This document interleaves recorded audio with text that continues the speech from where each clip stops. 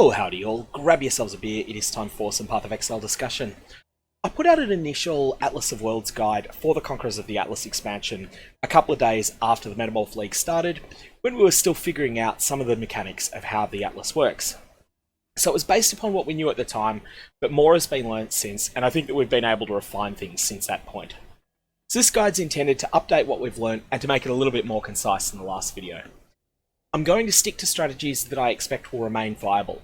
There are some Atlas strategies that are being discussed at the moment that skirt the line towards being exploits closely, and as a result I feel that they may get patched. These involve strategies that use 2 or more accounts in order to further restrict the maps that can drop. I'm not going to go into those in this video. If you're interested in them, I can discuss them later. So what you're going to see now is the initial Atlas of Worlds with all Fog of War removed. So this is all of the maps that are available when you start playing. However, you will not be able to view all of these initially, and you'll be able to see the wharf, the beach, the pier, and the jungle valley, and there'll be a small fog of war around them.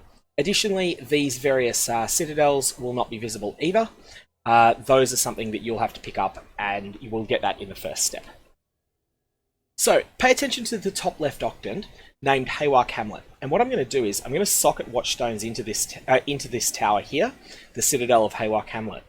And when I do that, the area will change. The layout of this zone will change. So this is tier 0. This is now tier 1, tier 2, tier 3, and tier 4. So just to summarize the changes, and as soon as I can click that in. Very important, when you're putting your Watchstones in, you need to actually click very precisely on the hole that they go into. It's not enough just to click on the actual Watchstone itself, Watchtower itself. You need to put it more precisely in there. That's something that had me stumped at first. So, at tier 0, there were 7 normal and 2 unique maps, all from tiers 3 to 5. At tier 1, Precinct was added, and the tiers became 6 to 9. At tier 2, so 2 Watchstones, Dig was added, and it was tiers 6 to 9. At tier 3, Shrine and Malformation were added. We went to tiers 12 to 14. And then when we went to tier 4, Grotto and Terrace were added, and the map tiers were all 14 to 16. This also adds 1 to the Awakening level of the entire Atlas, and that's something we'll discuss a little bit later. It also unlocks the Awakening bonus objectives, which again, we've got a section on both of these mechanics that'll come up a bit later, but they are very important bonuses. So what I'm going to do at this point is unsocket these and stick them back in their little holding holes. Although I would normally have them socketed, I just want to start the discussion of the Atlas without them there. So, each of the 8 octants of the Atlas, so Haewark Hamlet, Turn's End, Lex Proxima, Lex Ajoris, New Vestia, Glenark Cans, Veldo's Rest, and Lyra Arthane can be leveled up in this way, and once you've acquired enough Watchstones, they can all be leveled up simultaneously. However, getting your 32 Watchstones will be a major milestone in your progression through the league. I would expect that if you are a 24 challenge player, you should say to yourself that getting all 32 Watchstones is sort of a whole of league aspirational goal for you. And if you're a 36 or 40 challenges player, then you should expect to get them done within a couple of weeks of starting the league. People who are 40 or 40 players should probably have it done, should have had it done within day 5 or 6 of the league. Now, each octant can be leveled up in this way. Each of them has its own rewards, its own premium maps, and its own stinker tile sets. Your first goal upon reaching the Atlas is going to be to earn the necessary Watchstones to start leveling up areas of the Atlas. Just an important side note that needs to be said first, how map drops work. Now, all this information was known to be accurate in 3.8, and is suspected to be true still in 3.9 in Conquerors of the Atlas, but is actually not confirmed. So firstly, the game picks a tier. This is hard capped by the zone you're in, so if you're in a tier 12 map, there is a hard cap of tier 12 from Trash Monsters, tier 13 from Magic and Rare, and tier 14 from the overall map boss.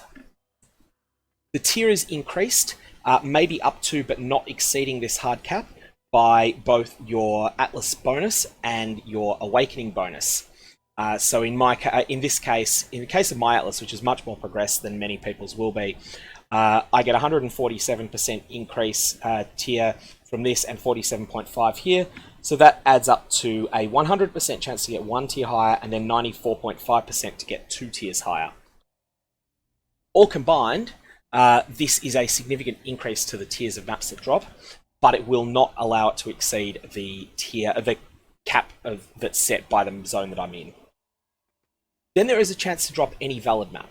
Now, valid maps are the ones that you've completed at least once, and they'll be valid at the tier that they currently are on your atlas. So Lava Chamber is a tier 4 map on my atlas at the moment. Even though I own tier 16 Lava Chambers, I have a couple of them in my stash, only the tier 4 version is valid at the moment because that's the tier that it appears as on my atlas. Now, so any map you've completed at least once is valid, as well as that any map that is adjacent to the one you're currently in is valid. So if I was running a tier 14 Lava Chamber at the moment, then the valid maps would be everything that you see that's completed on the atlas, plus tier 4 Lava Chamber, tier 4 Colonnade, even if I hadn't completed it, tier 4 Plaza, even if I hadn't completed it, and tier 3 Pen, even if I hadn't completed it. There is a bias towards adjacent maps. So if you're on an empty atlas, completely empty, and you're running a tier 4 Geode, then tier 5 Tower will be more likely to drop than you would be to get, say, tier 5 Basilica if you had already done it. So if you had an atlas where the only map you'd done was Basilica, and you're then running a Geode, then Tower would be more likely to drop than getting a backup of Basilica. And that's because it's adjacent. There's also a bias towards uncompleted maps. These biases used to be 4 times for adjacent and 2 times for incomplete, but we don't know if this is still the case. And they multiply with each other, or at least they did in previous incarnations of the atlas. So now that we've established what's a valid map, if the game has allocated a tier 11 map to drop, but you've got no valid tier 11s, no valid tier 10s, no valid tier 9s, then it'll rank down to a tier 8. At least, again, this is how it worked in 3.8, and we're assuming that it still works the same way. It's possible, but not known, that some maps are always deemed to be valid. I've certainly seen some maps drop that shouldn't be able to drop according to our understanding of how the atlas works, and this particularly seems to happen in the Delve mines. We don't know all of the mechanics that are at work here, but there are some things happening to ensure that you always get a map when you otherwise wouldn't. So let's talk about the actual atlas strategy. First up, you're going to need to break out of low tiers. And this means you're going to need to acquire your first 4 Watchstones, 1, 2, 3, and 4, and to actually find all 8 of the various citadels that you can then socket your Watchstones into. So, Zana's quest will guide you here. Zana and the new NPC Kirak will give you a series of quests that they will then send you on, and these quests culminate in one called the Elder Slayers, which will then send you to get much more than just the first 4 of the Watchstones. So if in doubt, have a look at what Zana says to do. However, Zana's text is a little bit unclear at times in the quests. So let's go through exactly what will happen. Initially, you're only going to have access to tier 1 to 5 maps, as we discussed before, because that's the status of your atlas. The best practice in the atlases of the past was to complete most low-tier maps early and to minimize holes.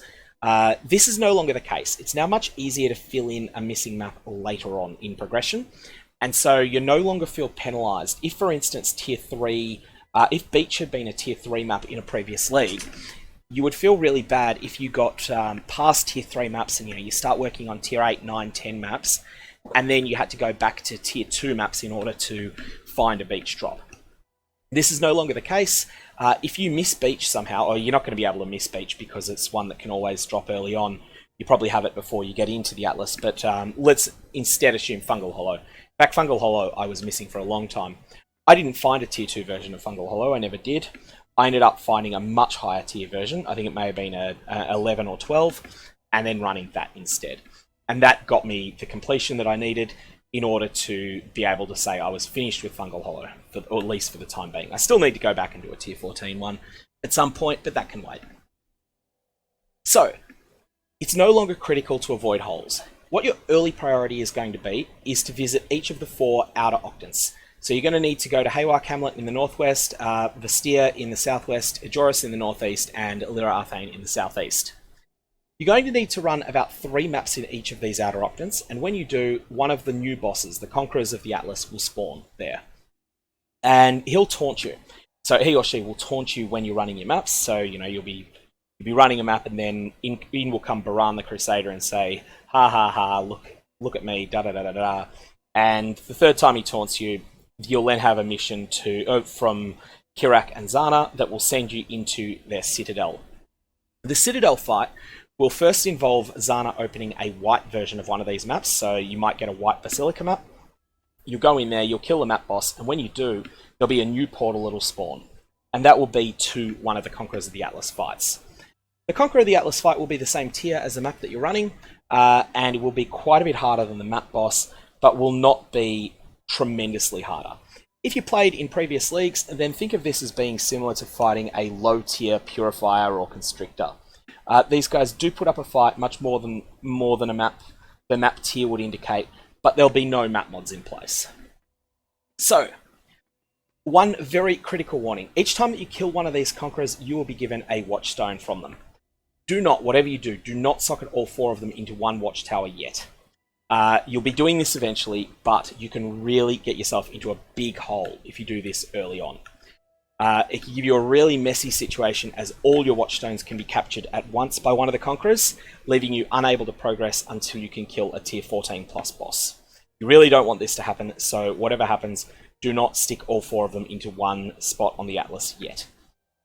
So, you don't need to be razor focused on the goal of working your way outwards to the 4 octants and confronting the Conquerors once each in them. If you prefer, you can just run a bunch of different maps. My suggestion is that you progress towards each of the 4 of them as quickly as you can, but that along the way you do fill in holes on your Atlas that are easy to fill in.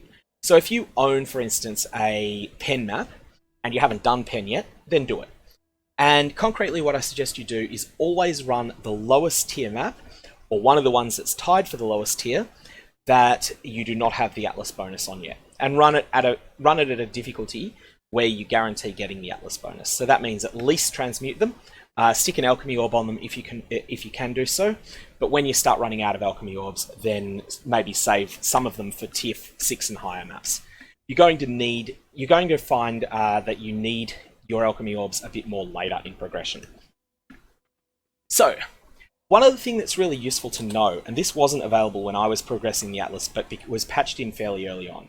If you go to your map tab, you can sort by octant.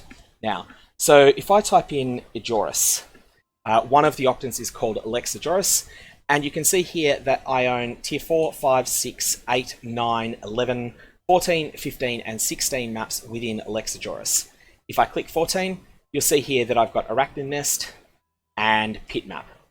That's all. I don't have much in Ejoris because I was running a lot of maps there recently. At tier 15, I have Bone Crypt, which is a map I absolutely loathe, so I don't usually run it. I got Caldera maps, I've got Core, I've got Lair, and I've got Lava Lake, and I've got Thickets, and I've got Reefs. Again, this can help you find a whole bunch of different maps in a region so that you can run it, and spawn one of the Conquerors there. And that can be really useful to speed things up. This only works if you own the map tab. If you put your maps into a normal tab, this will not work. So, one of the things that will really help you turbocharge this phase of getting to all 4 outer octants and running at least 3 maps in each of them is your Zana daily missions, and also Zana's inventory. Zana, every time you run one of her missions, she will give you a list of maps available for sale. And her low tier maps are denominated in chance orbs and are pretty cheap. What you should do is constantly be buying maps that you don't own. Now, when you start, you'll only be offered tiers 1 through 5 maps, and each time that you run a Zana mission, her stock of maps will reset. Additionally, when you run a Zana mission, she'll often send you to an area that is totally disconnected from where you are on the Atlas. So if you started out, you've just started in a league, you've killed Katava, you've started running a few maps in the Turn's End area, and you're pushing your way towards Haewark Hamlet. Let's say that you've run a Wharf, you've run a Strand, the Strand dropped you both a Temple and a Primordial Pool, you're running a Temple, and then a Zana mission pops up in it. This Zana mission might well send you to run a mission in Crystal Ore. And this will really help you jump around the Atlas quickly, which is very beneficial. So that will speed you up a lot. It's not essential to do it, but I would suggest that you use your Zana missions for this purpose. You won't really get much value from your white tier Zana missions later in the league anyway, likewise your yellow tier ones. Red tier ones can be quite valuable, but white and yellow ones aren't. So just use them frivolously to speed up your progress. Now, in addition to finding the 4 watchtowers and the initial Conqueror fights in each of the outer octants, you'll need to find the watchtowers in the inner octants during this phase. Now, these will spawn upon you completing a specific tier 3 map in each of these octants. It seems to be random which tier 3 does the job. So for me, I believe that I got it when it wouldn't have been alleyways because that's not tier 3. Maybe it was when I completed something in here. Really not sure what it was. So let's have a look here. This was so this one would have been found in Coves. So I've completed a Coves map at tier 3, and then I've been granted access to the Citadel of Glenarcans. But for me, it's Coves. For you, it might be Plaza because that's tier 3 or higher. Might be Colonnade. Might be Shore. It might be not Ramparts. It's not high enough tier. Basically anything. It could be Vault as well. So for you, it could be different to what it is for me. But it will be a tier 3 or higher map in the Octant. So you're just going to want to run a variety of different maps within that Octant. Keep going until you manage to find your watchtower there, and then you're done.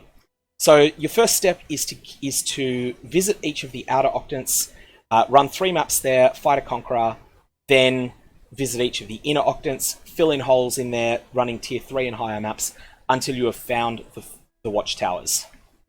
At this point, you've completed step 1. So, step 2 is going to go from 4 to 16 watchstones, and you're going to be fighting Conquerors at progressively higher tiers.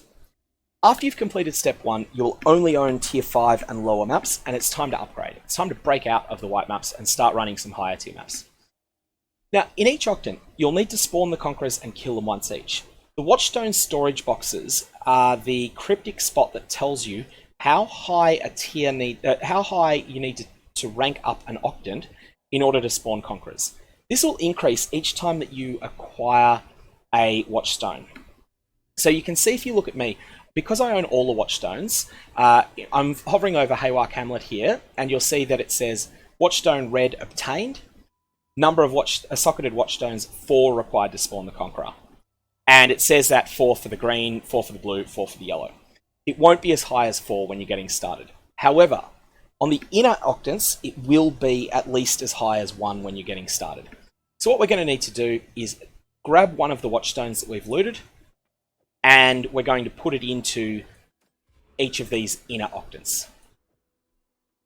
It doesn't matter which one you put where, just what I suggest is that you put one in each of the 4 Octants at the moment. Colors also don't matter at this point. You can the colors are all interchangeable for the moment. Now, once you've done this, you'll notice that there are now yellow maps starting to appear on your atlas. There are still some white maps in these zones, but there are yellow maps as well. At this point, the Conquerors can spawn in these zones. What you're going to want to do is to then go and run a few maps in Turn's End, or perhaps Glenarcans. You don't need to start with Turn's End. You can do them in whatever order you want. Run a few maps in Turn's End, and eventually one of the Conquerors of the Atlas will spawn there, will fight you, and then once you've fought them, you'll be granted a new Watchstone. What I suggest you do is to keep filling in holes in your Atlas during this period. This will be both holes that might still be hangovers from the original maps that were available.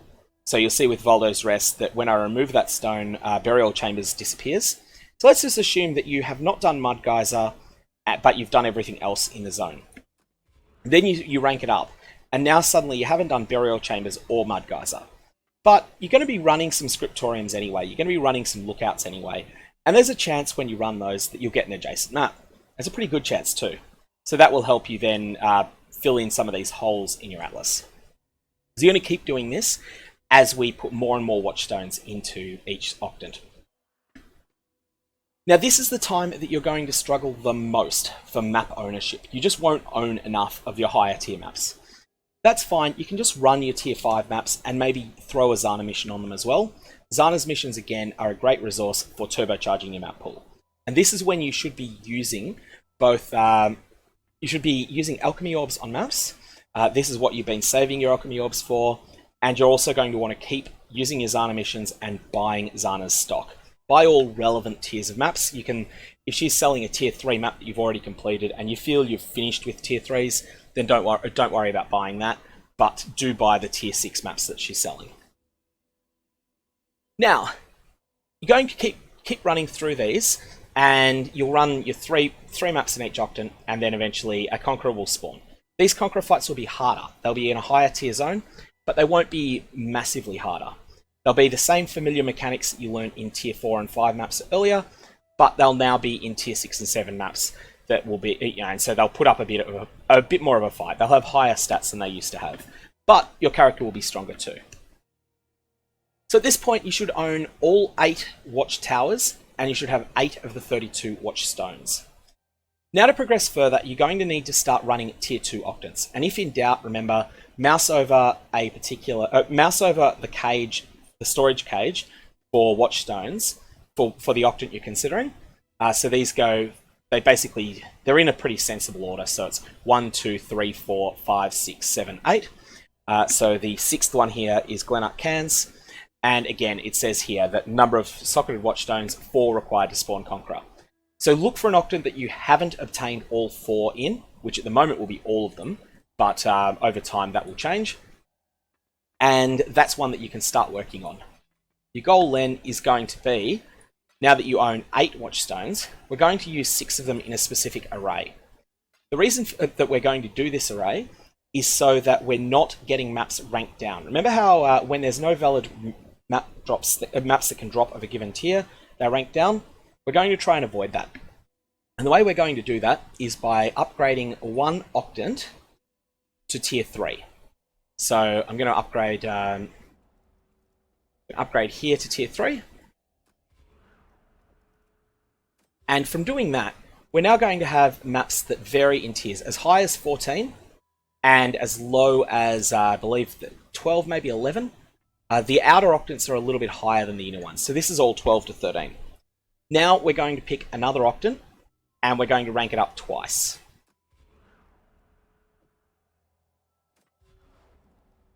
And here we've got, actually, it looks like the decision to use an outer octant. Outer octant probably shouldn't be at tier 3. Let's do that differently. Let's go 3 on the inner one, which will be lower tiers. So this is 10 up to about 12, maybe 13. 13 it is. So 10, 11, 12, and 13 in Turn's End. And this will be sort of similar-ish tiers. Now we're going to put 1 stone into Lex Proxima. What our goal is here is that we're going to have a situation where we have a wide variety of different tiers of maps represented on our atlas. And this is going to help us so that we're not losing map tiers to maps being ranked down. Now, if your character's super powerful, then just go and map in Turn's End. Running the higher tier maps, so running the maps that are tiers 10 up to 13, and you'll then end up fighting Conquerors that are tiers 10 to 13. If your character's not that powerful yet, don't worry. You can run in the double upgraded octants as well. So keep working through these, and once you feel that you're not making any progress anymore, then at that point, what you're going to do is pretty simple. You're just going to swap from one octant to another. Ultimately, your goal here is that you're always checking what's required. So now we've got Lexajoris. We're just making sure that we need 4 watchstones socketed to spawn a Conqueror. Well, I need 4, but you won't need 4. You might need 1 or 2. Make sure you've got at least the minimum number required. And then just go and run maps that are of the appropriate tiers that you happen to own.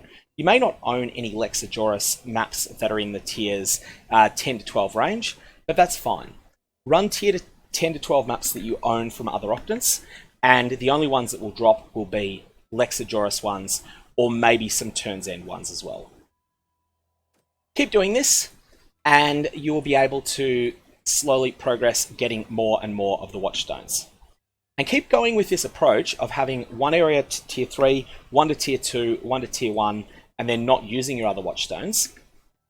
Keep following this approach until you have 16 watchstones. Along the way to there, you may find that your character is so powerful that you're ready to rank up 1 octant to 4 as well. If you're able to do that, then great. If not, don't worry. I believe you can progress all the way to 16 Watchstones without doing any tier 16 maps. So, this is going to be your approach. Once you've done the 16th Watchstone, Zana's quest, the Elder Slayers, will complete, and Zana will divine the location of Cyrus. He may be too hard for you to beat right now, but if you're in softcore, give it a go. His loot's pretty bad until you get the Awakener level up to about 6 or higher. We'll deal with the Awakener bonus in a sec, but that's going to require 24 Watchstones.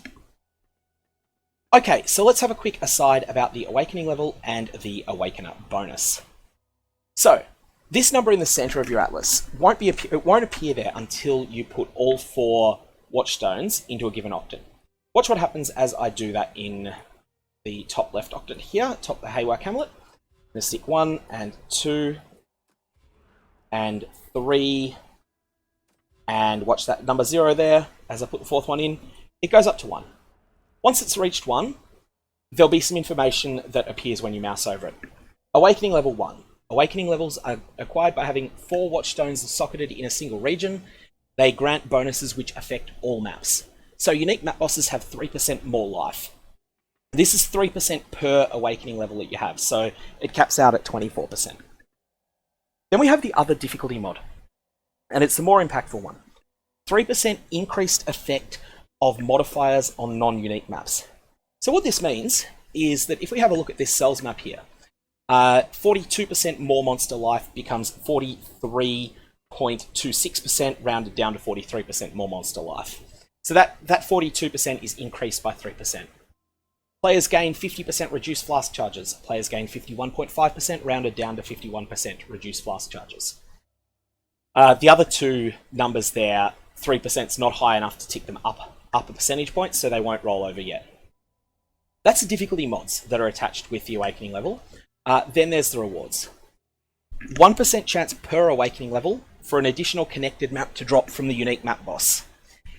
0.5% chance rounded down for a Shaper Guardian map to drop from unique map bosses on tier 14 plus maps, and the same for an Elder Guardian map.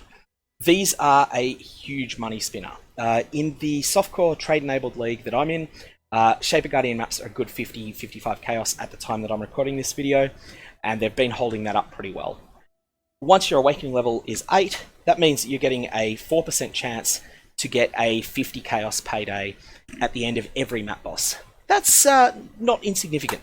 That's a 2 chaos bonus for every time that you kill a map boss. Then you've got the Elder Guardians, which are worth a little bit more as well. Like they're cheaper maps. They're sort of around 25 to 30 chaos. But again, it adds up. That really does add up. And those 2 effects, once you get to max Awakener level, are something like 3 chaos bonus for killing the map boss every time. There's also a chance for an additional Atlas base type to drop from unique map bosses. This is things like two-tone boots. Generally not very valuable. There is a 1% chance for an additional unique item to drop from the unique map bosses. These will drop identified. And my sample size is too small to be sure how valuable this is. I've had League exclusive uniques. I have had Skyforth drop. The fact that League exclusive uniques can drop means that Headhunter can drop. And a slim chance to get a Headhunter, because Headhunter is so valuable, something like 10,000 Chaos Orbs at the moment, a slim chance to get a Headhunter may actually in fact be still a meaningful amount of currency per map. I really don't know yet how likely it is.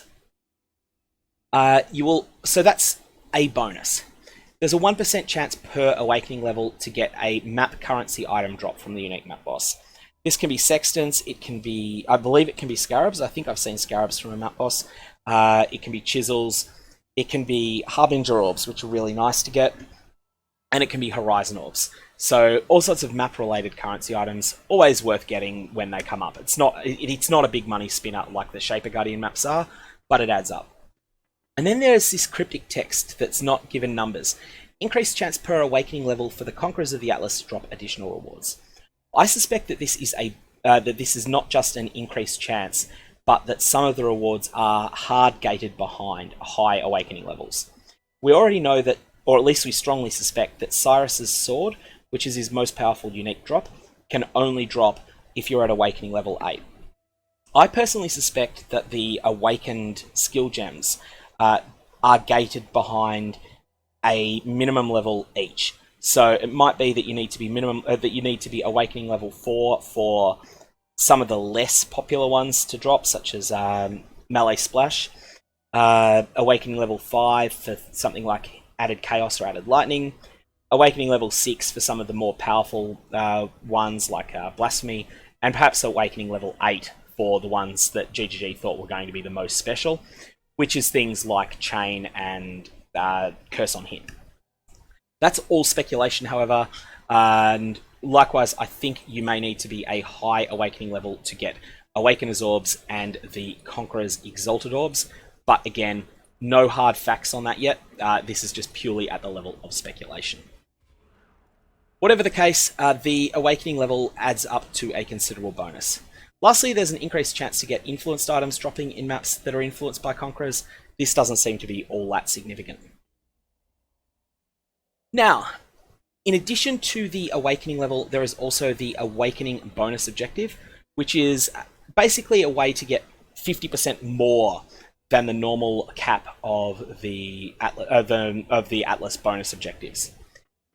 This is acquired by, if you mouse over a given map, it'll show you the details. So you'll see here that Wharf Awakening bonus is achieved by completing this map at tier 14 with Awakening level 1. Note that it doesn't need to be a magic or higher version of the map. So, you can run something like Villa here. I could run Villa as a white map if I wanted to, and that would be sufficient for me in order to get the Awakening bonus. These Awakening bonuses are huge. This means that you're getting potentially as much as 2.2 or so increased tiers on maps, which is a really significant increase and will have a considerable impact on the amount of loot that you're able to acquire. The amount of maps that you're able to acquire. As a side effect, it's also the reason that tier 14 maps in Trade Enabled League are actually more valuable than tier 16 ones. They pretty much have the same rewards, and except for XP. XP is higher in the tier 16 maps, but not by much, and tier 16 maps are slower to run, and so a lot of players are just preferring to buy tier 14 maps from other players in bulk and run those, and then on-sell their 16s because 16s just take them longer. Second little note here, to the best of my knowledge, there are 3 maps that you cannot get the Awakening bonus objective on.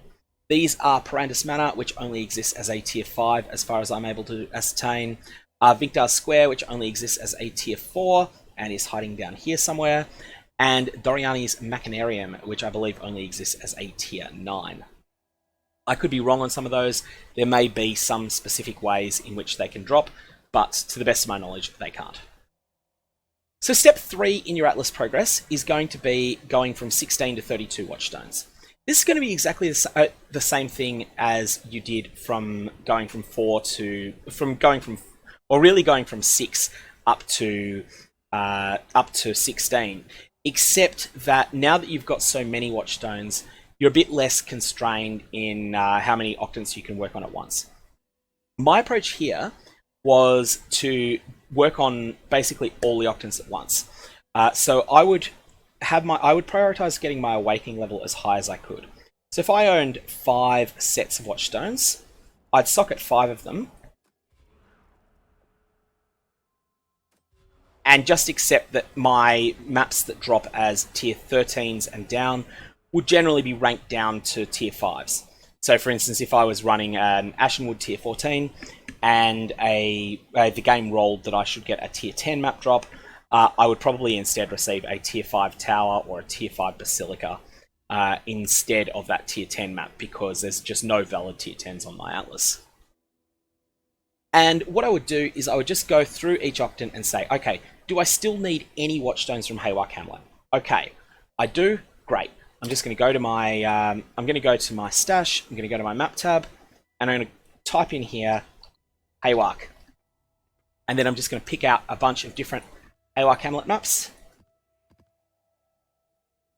When I say different, I just mean different physical maps. I don't mean different tile sets to each other.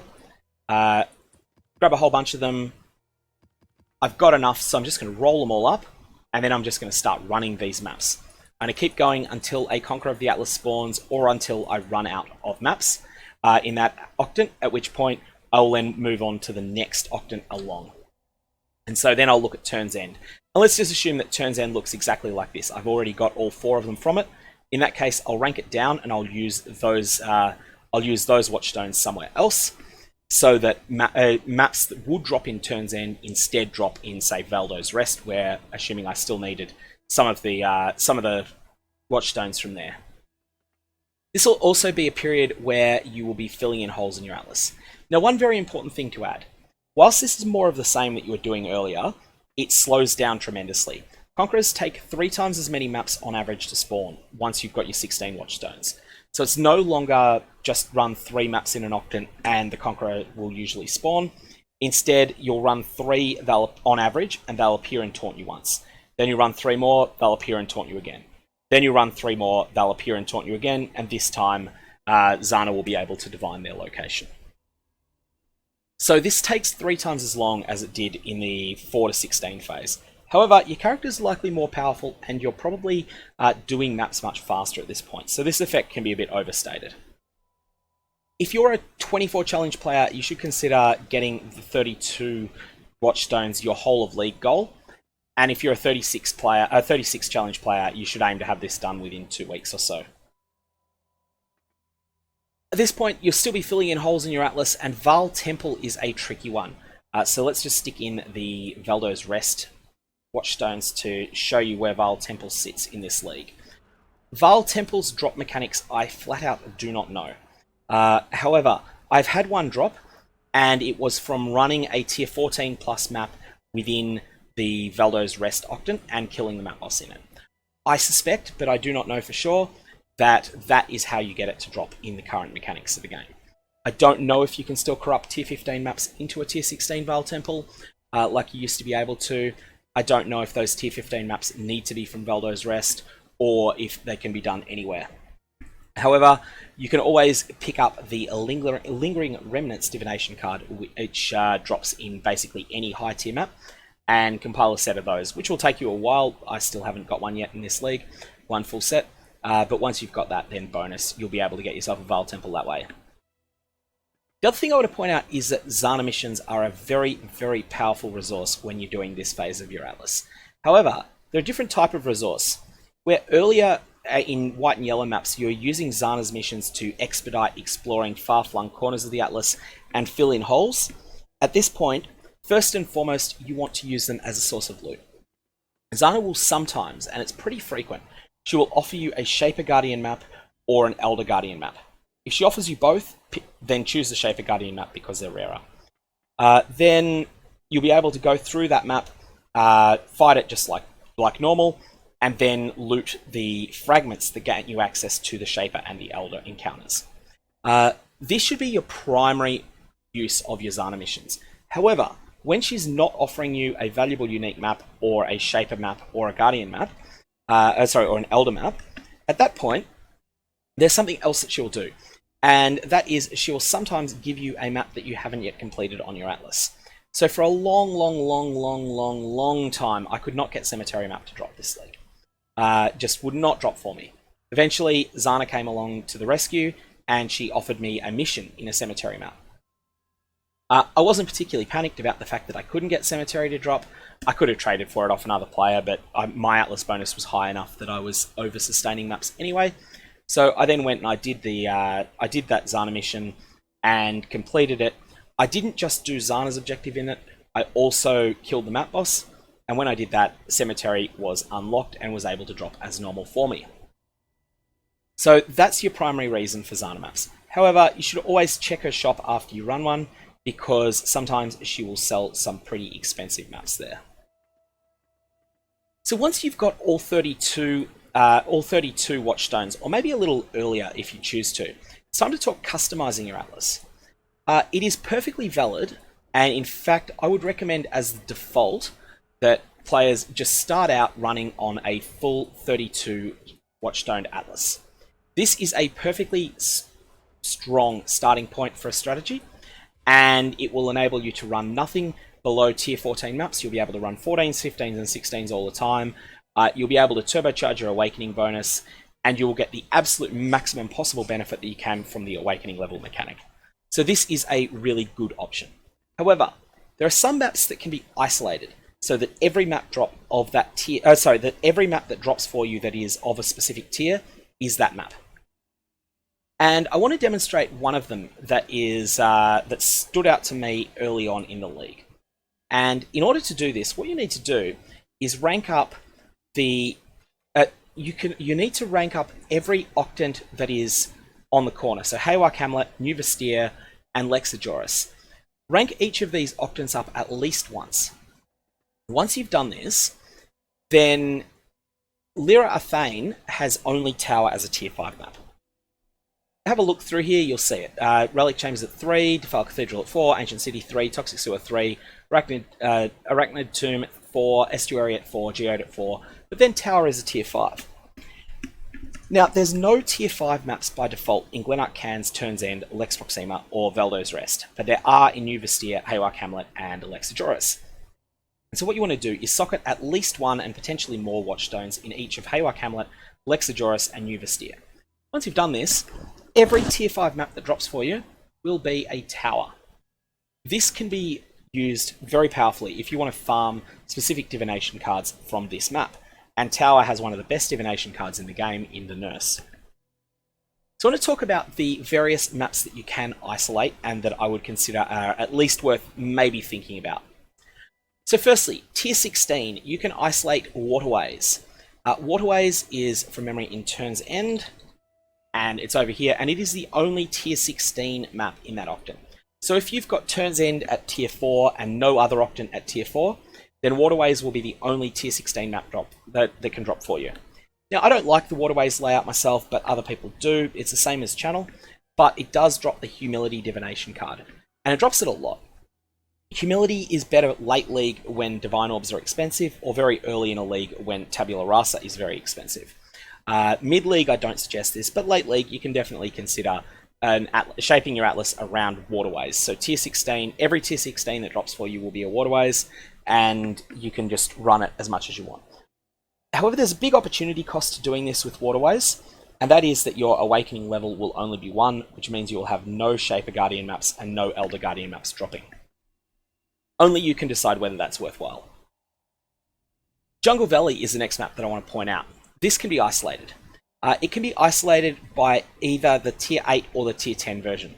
So if I take this Watchstone out of here, then you'll see that the only tier 10 map that is available on my Atlas is Jungle Valley. And if I take out a second one, then Jungle Valley would be tier 8 and everything else in the Lex Proxima region would be tier 9 or higher. So this is a strategy, if you like the Jungle Valley tile set, which is a great tile set, or its divination cards, you can focus it so that you get a lot more Jungle Valleys dropping than most maps. Tier 6, 9, or 11 Arcade can be isolated. Tier 4, 8, or 10 Beach can be isolated. Tier 5 Tower, as we've already discussed. And also Tier 11 Relic Chambers for the divination card that was added there in 3.8. Divination card's pretty juicy. It's Aziron's Reward. It drops a lot. It drops, a lot for a 13 Chaos Divination card. It drops a lot. And it's your only tier 11 map in the Octant if you have exactly 3 Watchstones set there. So there's 2 options for this, for the Lyra Athane Octant. You can either have 0 Watchstones and have Isolate for Tower at tier 5, or you can have 3 and Isolate for Relic Chambers at tier 11. So the opportunity cost of doing this is considerable, and I think that you should default to going Awakening Level 8. Go with Awakening Level 8 unless you've got a very compelling reason that you want to farm a specific map as much as possible. And know that you will not have the same degree of control of being able to set up a single map as basically the only map you ever run. If, for instance, you follow the Relic Chamber strategy, you will find that you will still need to run some maps that are not tier 11 Relic Chambers, because you will get some tier 12 maps dropping as well. So when you're running a Relic Chambers, sometimes you'll get an 11 and that'll be what you want, but sometimes you'll kill a magic monster or a rare monster and a tier 12 will drop, and those won't rank down to tier 11 like you could do in the 3.8 Atlas. I actually prefer the current strategy. I like a variety of tile sets, and I find that if I focus razor focused on one particular tile set, I get bored very quickly. And I get bored before I can farm up any of the premium rewards. So, you know, before I could farm up more than say 15 or 20 Nurse Divination cards, I'd be bored of the tower tile set. So I much prefer the current setup. Anyways, I'm going to leave it there. If you've got any comments or questions, definitely fire away. Otherwise, I hope you have a good one, and I hope this clarifies some of the complexities of the new Atlas for you.